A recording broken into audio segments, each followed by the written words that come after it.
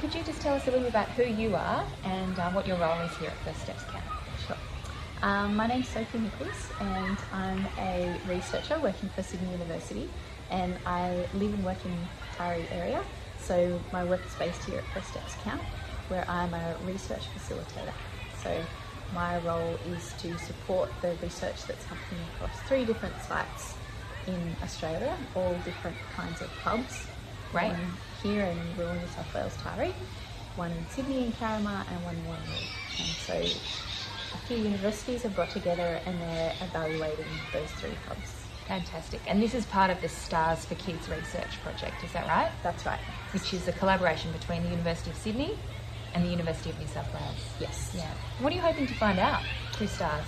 That's a great question. I think there's 3 main parts to the research. The first part is to co-design with families and community and service providers a pathway of supporting mums and parents in those early months and years when a baby's born, as well as psychosocial supports for the whole family, so for the parents, and developmental checks for the children.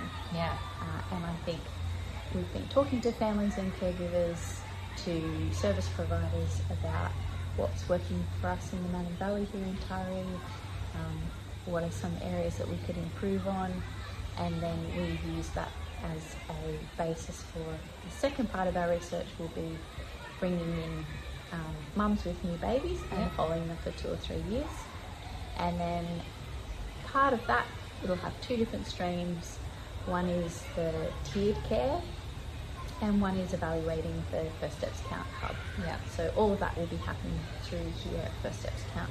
Which is so exciting for us, because to be able to have you on site as a research facilitator with your colleague Amy Wallace, She's amazing. who is our research assistant, as well as the support and guidance of Narrawakkulda, the Aboriginal Advisory Group. Do you want to tell us a little bit about their role in the research? Yeah.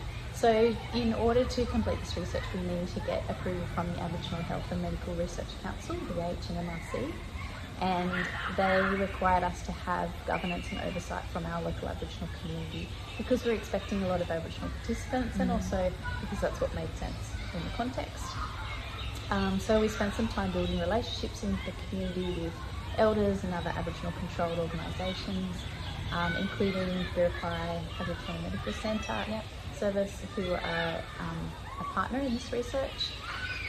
And together we have built an advisory group that oversees the research, but they also have a kind of a bigger scope of supporting programs and other research that might come through First Steps Count as an advisory body.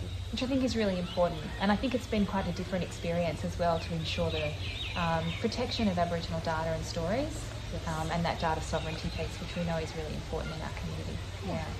So for Stars, I guess I'm really delighted to have you as part of the team here. I consider you kind of part of the team.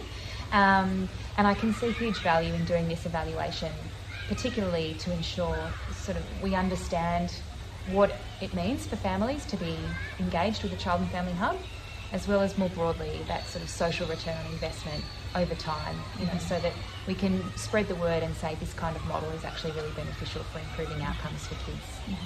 You said it brilliantly. That's exactly it. And we have a wonderful team, partly based in Sydney, but then here at First Steps Count, like you said, there's myself as well as Amy Wallace.